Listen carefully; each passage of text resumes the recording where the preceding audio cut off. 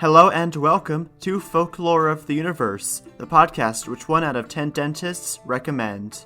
I'm your host, Kyle. This is episode 29.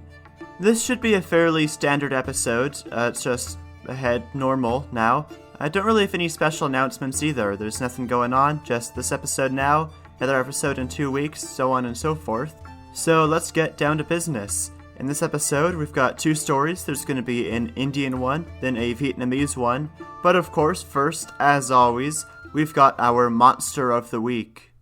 This episode, our Monster of the Week comes from Mediterranean and Arabic folklore, and this is called the Zaratan. The Zaratan is a giant sea creature, is most commonly depicted as being like a giant turtle who swims around in the ocean. But other depictions have also said it looks something like a whale or like a big sea monster with spines on its dorsal ridge. Whatever it is, it's really damn big, and it's covered in all these rocks and crannies and crevices and even valleys, which are so big that it lets plants and trees grow there. Because of this, when it's just laying there on the surface of the water, it looks like it's an island, which ships often mistake it for being an island. So if you've ever seen an island turtle before in a game or art type thing, that's where it comes from. It's the Zaratan. Unfortunately, it's cool, but it's not all great, because sailors would mistake it for an island, according to legend, and disembark on it, and then if it submerged while they're on there, it would drown them all, and usually take the ship down with it, too. That's really not ideal. Probably don't need to say it, but it's not great when your island sinks and takes you down with it. So you always want to get island insurance. It's a very important tip if you're ever going into the sailing maritime profession. Get island insurance because some of those islands might not be islands. The Zaratan does crop up in a couple of places that go back pretty far too. For example, it's mentioned in Sinbad the Sailor, part of 1001 Nights, which is a bunch of really old folk stories, so you can imagine how far back that comes from. It was also mentioned in the Book of Animals, written by Al-Jahiz. I'm not sure how to pronounce his name, but he was an Arabian writer and zoologist in the 800s who mentioned this creature as being an animal. So there's another really old legend mention of the Zaratan. Overall, I really like the Zaratan. I love the whole island turtle vibe. I just like turtles in general, to be honest, even though they can be tricky bastards sometimes. But when they're islands, they're pretty cool. We got some major Discworld vibes from this. I mean, of course, that's from an actual mythology, too, about the world being on top of a turtle. But if you haven't read Discworld by Terry Pratchett, go check those out, because they're very good. In fact, I officially recommend them. The Folklore of the Universe recommended series, Discworld, so go give that a look, because it's very good. But now it's time to move on to our stories. Our first story, like I said before, is an Indian folk story. And the story is called The Gold-Giving Serpent. Now, in a certain place, there lived a Brahmin named Haridatta, who was a farmer, but poor was the return his labor brought him. One day, at the end of the hot hours, the Brahmin, overcome by the heat, lay down under the shadow of a tree to have a doze. Suddenly, he saw a great hooded snake creeping out of an anthill near at hand. So he thought to himself, "Surely this is the guardian deity of the field, and I have not ever worshipped it. That's why my farming is in vain. I will at once go and pay my respects to it." When he had made up his mind, he got some milk, poured it into a bowl, and went to the anthill and said aloud, "O guardian of this field, all this while I did not know that you dwelt here. That is why I have not yet paid my respects to you. Pray, forgive me." And he laid the milk down and went to his house. Next morning he came and looked, and he saw a gold dinar in the bowl, and from that time onwards, every day, the same thing occurred. He gave milk to the serpent and found a gold dinar. One day, the Brahmin had to go to the village, and so he ordered his son to take the milk to the anthill. The son brought the milk, put it down, and went back home. Next day he went again and found a dinar, so he thought to himself, "This anthill is surely full of gold dinars. I'll kill the serpent and take them all for myself."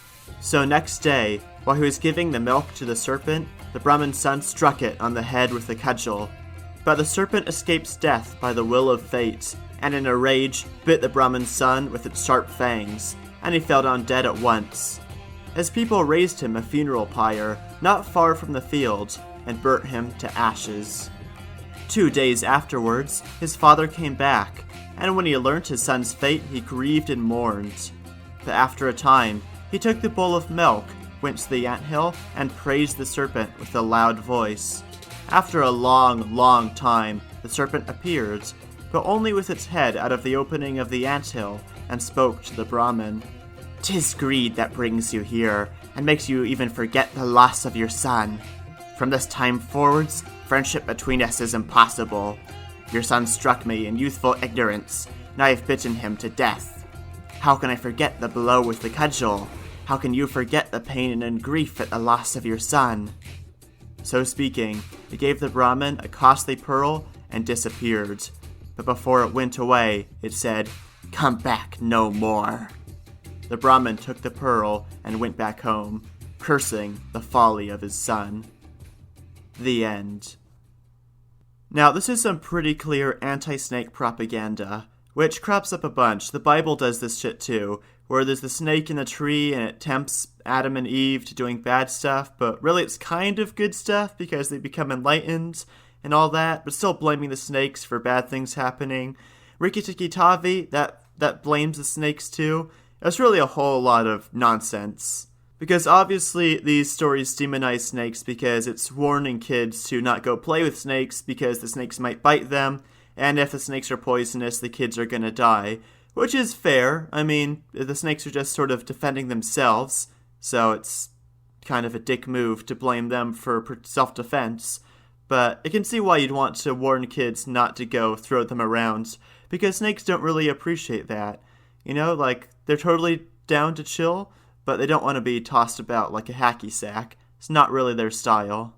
I'm also going to call bullshit on the whole "there can never be friendship between us again" line, because I've got a friend who loves snakes, and his snakes love him too, so obviously that bridge has been mended. Overall though, this is a fairly neat story, a pretty good moral too, of don't get greedy, don't bite the hands that feeds you, or club the snake that gives you money. And it also acts as an explanation for why humans and snakes haven't really gotten along too well, which we know now is because people were treating snakes badly, so the snakes attacked in self-defense, but back then they thought, why do these snakes keep biting us when we go close to them and smell us? Because we piss them off by being assholes. Really, if any animal is a baddie, then it's turtles, because we've seen all the different evil things turtles have done. So far, what have snakes done? They tried to give people money. They tried to give money to the poor. They tried to give people knowledge and enlightenment to better themselves. I don't know what the snakes and Rikki Tikki Tavi's goal was, but probably not dying was on the list. Turtles, on the other hand, they've done so much bad stuff, so maybe we should rewrite the Bible a little bit, put a turtle in the tree instead of a snake, and just sort of swap them out a little bit. But don't put snakes in the evil stories, because they never done that. One really cool thing about this folk story is that it's one of those ones that gives you a lot of insight into the culture it's about. So, for example, it mentions how they do a funeral pyre, so we know that this culture does cremations instead of burials, or that one of the things that's expected is to give offerings to local deities, like the farmer giving offerings to the snake of the fields. We know that milk is considered a good offering to these guardian spirits. So there's a lot of little things you can pick up by listening to the story, which give you some insights into the context for who's telling the story, which I think is really cool. I like getting little cultural insights into this. And it's not fair to blanket this to India as a whole, because India is a huge place with like 1 billion different cultures within it. So I don't really know which part of India the story comes from, but it does give some idea as to what some people traditionally celebrated and did back when the story was first recorded, and even earlier, because I'm sure it was passed down through oral tradition for a while too. So a bit anti-snake, which isn't necessarily cool, but still very fun story, cool moral, cool insights into the culture, so I like this one. I mean, I like all of them. I'm not going to tell a story that I don't like, because I just sort of filter those out. I only pick ones I enjoy, but still, it's a good one. And this next one is one I really, really like, and as I said before, this is going to be a Vietnamese story. And this story is called The Rain King. Once upon a time in Vietnam, rain did not fall for many months. All the creatures worried.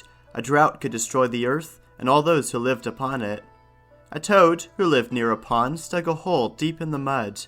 The pond grew shallower each day, but in his hole he could hide from the relentless sun. There he felt cool and protected. But weeks passed, with still no sign of rain, and even the toad's mud hole began to dry. Eventually, he knew, his hole would turn to dust, then his body would turn dry. And after that, he shivered just thinking of what would happen to him. He decided he must travel to speak to the King of Heaven and beg him to send rain. When the other animals heard of his plan, they laughed. "You're only a toad. The King of Heaven is too important to talk to you," they said. But the toad just hopped out of his mud hole and set off on his long journey. At the edge of the pond, he followed the river, and when he reached a bend in the river, he noticed a swarm of bees searching for nectar in a field of withering flowers. "I'm going to the King of Heaven to beg for rain," he croaked. "Would you like to join me?" The bees hovered over his head, considering his offer. "If our flowers die, we'll die too," they buzzed, and they agreed to join the toad. Before long, they came upon a rooster with tears in its eyes. "I've just buried my last friend," the rooster wept. "He died of hunger, the rice paddies are dry, and the farmers refuse to feed us. Soon they'll have no food even to feed themselves." "Come with us," the bees buzzed. "We are going to ask the King of Heaven to send rain." "What can it hurt?" the rooster said, and so he joined them, and the crew of animals traveled on. Everywhere they walked, they passed animals dying of hunger and thirst, but each creature they passed only hardened their will. "We will save the world," the toad promised. At the foot of the mountains, the group happened past a panting tiger. "I'm dying of thirst," he coughed. "Come with us to the King of Heaven," the rooster crowed. "We're going to ask him to send rain." "Why not?" the tiger said, and he, too, joined the group. Up and up they climbed, the bees flying ahead. When they reached the highest mountain peak, the tiger turned to the toad and the rooster. "Hop on my back," he said, and they did. Then, with all his strength, he leaped towards the nearest cloud. The bees flew beside him. "We made it!" Rooster crowed as the tiger landed safely, and from cloud to cloud they leaped higher and higher. At last, they reached the gates of heaven. All together, they made their way through the gates, the toad hopping ahead, and the toad landed right at the king's feet. "Your Majesty," he croaked, "look down here." When the king saw the warty toad, the scruffy tiger, the skinny rooster, and the wild bees, he cried out to his guards, "Come capture these intruders." The toad turned and hopped as fast as he could towards the gates, crying for help, and the bees at once went to work. They set upon the guards, stinging their legs and arms, their noses and toes. Howling with pain, the guards stopped running and tossed away their arms. "Your Majesty," the toad tried again, but this time the King of Heaven cried, "Thunder God, save me from these intruders!" Thunder God began to bang his drums, and soon heaven itself was trembling with the roars of Thunder God's fury. Now Rooster began to crow with all his might, letting out the harshest, loudest sound anyone had ever heard. Terrified at this noise, Thunder God dropped his drums and covered his ears.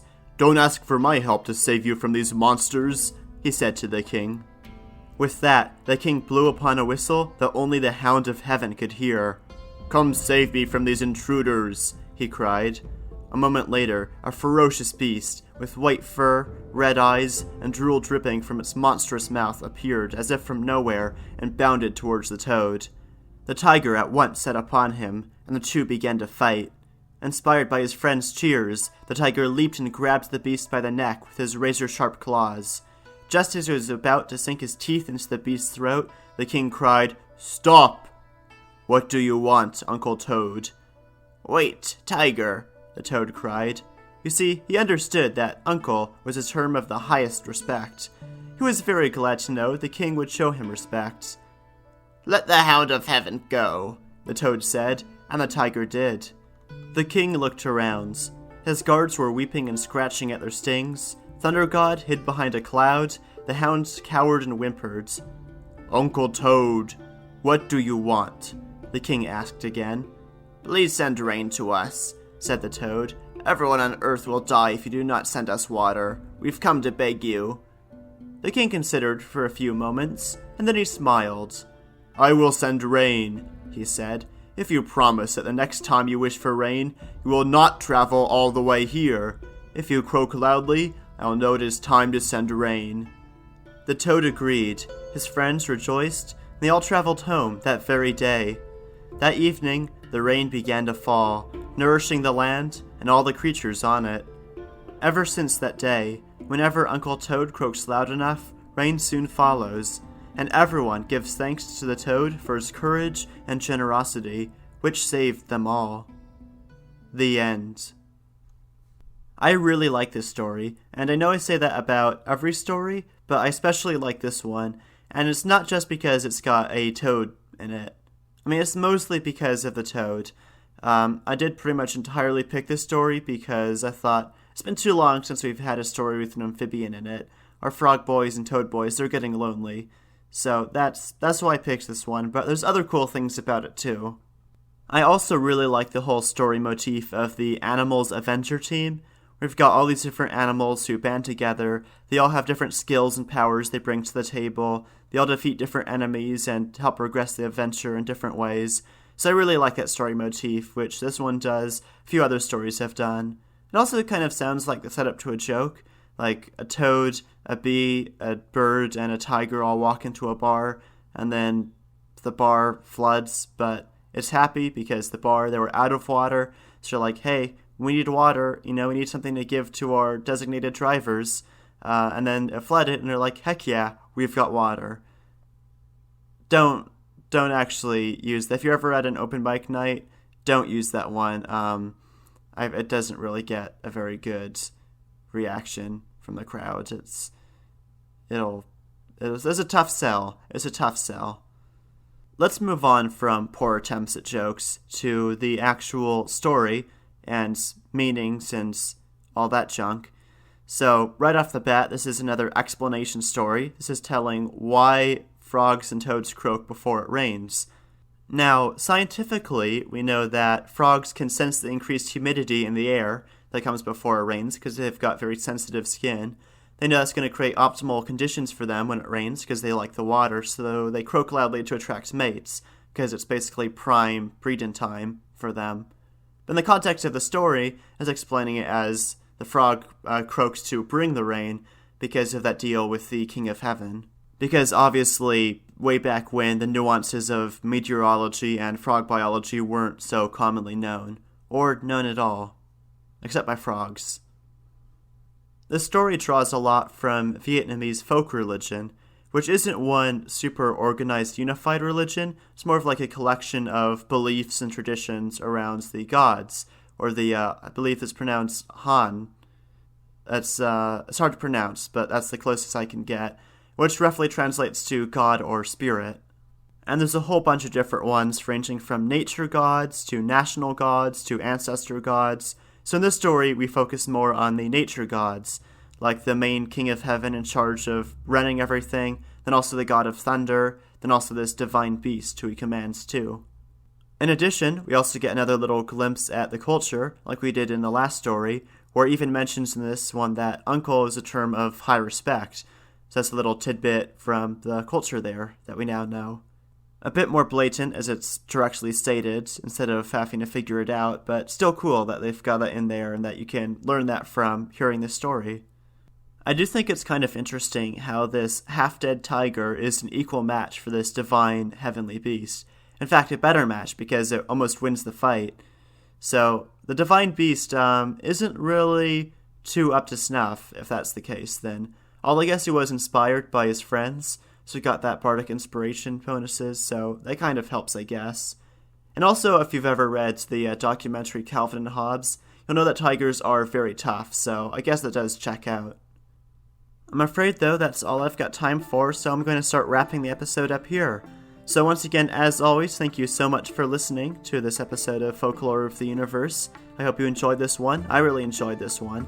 Been looking forward to these stories for a bit now since I found them, so glad I can finally do them. As always, please recommend this around, show it to new people, increase the listener base.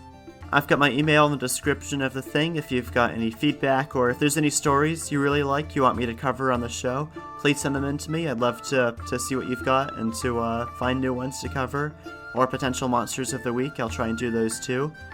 And that is all I've really got. So I've got another episode in 2 weeks' time.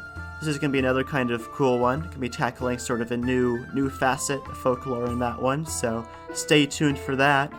Until then, this is all. So I've been Kyle. This has been the show, and goodbye.